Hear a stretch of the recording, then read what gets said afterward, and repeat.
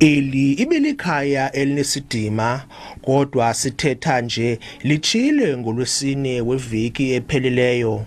Lendlu itshe emva kokubuya kombane, emva kokuba ubucimile i-load shedding ukutsho. Usapho lukaKolati lusothukile kwaye alonwabanga kwaphela. Akho nto ibuhlungu ngento yobana u-Eskom akaphendula into ne. Ewe ke sisalindile mhlawumbi uzasicontacta asazi but ke ngoku indlu ile hlobo asiyazi ba ithini into. Neshishini lokoja enyama likatata uRami Xhonxa liye latsha kwilokishi yaseJoza ngolwesibini kwaye umninzi umonakalo apha.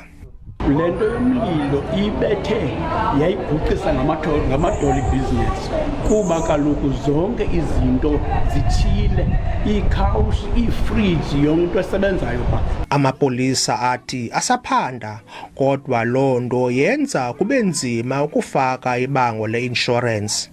Amapolisa aphinde athi aza kulinda kugqitywe uphando oluza kwenziwa sisikhululo esiqubisana nemililo.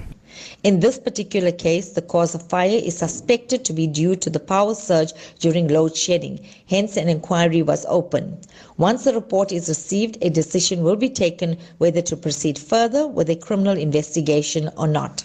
Elijelo losasazo lenze inzame ezininzi ukufumana izimvo zenkampani yakwa-Eskom, kodwa khange ifune ukuphefumla kulomba.